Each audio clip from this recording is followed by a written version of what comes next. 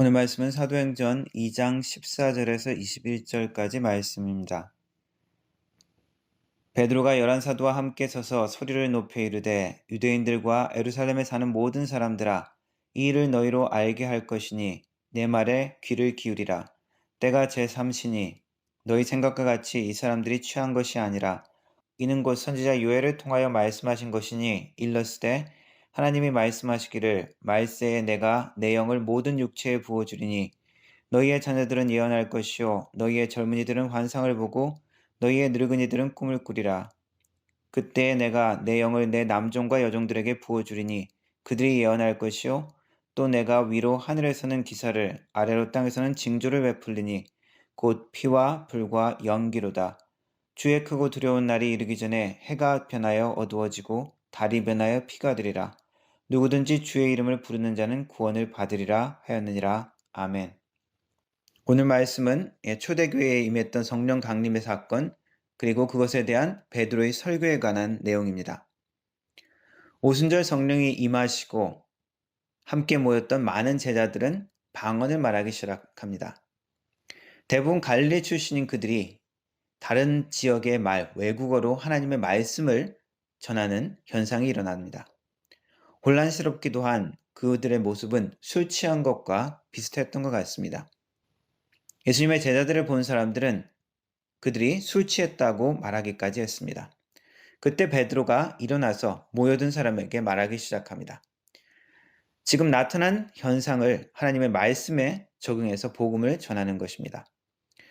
이 모습을 보면은 사도행전에서 베드로는 예수님과 함께 있었을 때의 모습과는 좀 다른 모습들이 나옵니다. 그때 베드로의 모습은 충성스럽지만 때로는 좌충우돌하고 실수가 많았던 베드로의 모습들이었습니다. 그런데 사도행전은 그런 베드로의 모습이 잘 보이지 않습니다. 치유와 기적이 나타나고 권능이 나타나는 모습입니다. 베드로의 설교와 말에 큰 권위가 나타나는 것을 볼 수 있습니다. 예수님께서 예언하셨듯이 회복된 베드로는 교회의 지도자로 우뚝 서고 형제들을 세우는 자로, 그리고 초대교회의 중요한 지도자로 나타납니다. 베드로의 설교 말씀은 구약의 말씀을 인용하여 지금 현상을 설명합니다. 때가 제3시다라고 이야기한 것은 지금 아침 9시를 의미합니다. 보통 아침부터 술 먹고 취하지는 않죠.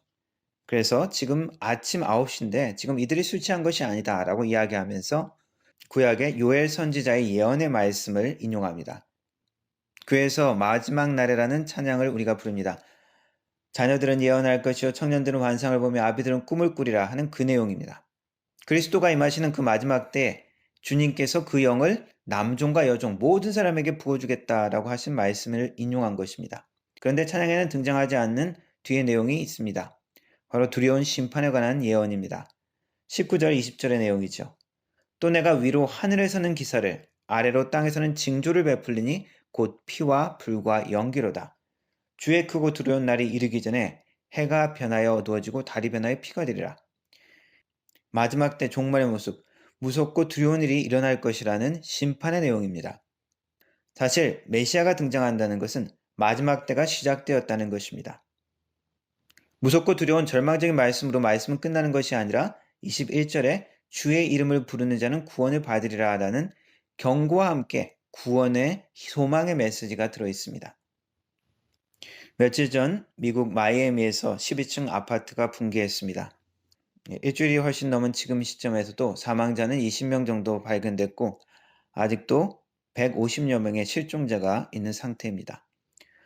실종자의 가족들은 이 비극적인 소식들을 듣고 아직도 건물 잔해 더미에서 생존자가 있기를, 가족이 생존해 있기를 간절히 기도하는 사람들도 있습니다. 건물이 붕괴되고 이틀 동안 화재도 나고 비가 오는 계절이기도 하고 또 추가 붕괴 위험 때문에 구조는 아주 천천히 진행되고 있고 생존자가 살아있기를 희망하는 그 희망이 점점 꺼져가고 있습니다. 그런데 이 사고도 이미 건물에 이상 신호가 있었다고 합니다. 저개발국에나 있을 만한 비극적인 사고인 것입니다. 건물벽에 금이 가고 있고 그리고 콘크리트 덩어리가 떨어지고 있는 그런 분명한 위험 징조가 있었음에도 불구하고 경고 사인을 사람들이 무시한 것이죠. 건물을 관리하고 담당하고 책임 있는 사람들이 그것을 심각하게 받아들이지 않았기 때문입니다. 어떤 것은 우리가 상황을 보고 위험을 예상할 수 있는 것도 있습니다. 문제는 경고와 위험이 있음에도 불구하고 사람들이 그것을 심각하게 생각하지 않고 간과하는 데 있습니다. 오늘 읽은 베드로의 설교에서는 베드로는 요엘서의 말씀을 인용해서 지금 일어나는 성령 강림이 하나님의 약속의 성취이고 함께 심판에 대한 경고를 받으라는 것을 이야기합니다. 그래서 어떻게 해야 한다고 말합니까? 주의 이름을 부른 자는 구원을 얻으리라. 주님을 찾으라는 것입니다. 준비된다면 이 경고는 축복이 될 수 있습니다. 주의 크고 영화로운 날이라고 이야기하고 있습니다. 마지막의 시간을 주의 크고 영화로운 날이라고 표현하고 있습니다. 이것은 준비된다면 이 경고는 우리에게 축복과 영광스러운 순간이 될 수 있다는 것입니다. 경고를 받고 하나님을 찾고 하나님께 돌아오는 것은 좋은 것입니다. 우리 각자에게 주시는 말씀은 무엇일까요? 이 온 세상의 종말보다 우리 각자의 마지막 때를 준비하라는 것이죠. 우리 모두는 정확한 때를 알 수 없지만 우리의 마지막 때가 가까이 오고 반드시 그때가 온다는 것을 알 수 있습니다. 하나님께서 행하시는 것 어느 날 갑자기 예고 없이 오는 것 같지만 사실 살펴보면 우리는 말씀과 징조를 통해서 경고받고 인도받고 가이드 받을 수가 있는 것입니다. 우리 모두는 언젠가 마지막 순간을 맞이해야 하는 한계 있는 인간인 것을 기억해야 합니다. 주님은 그것을 우리가 깨닫고 주님께 나오기를 원하십니다.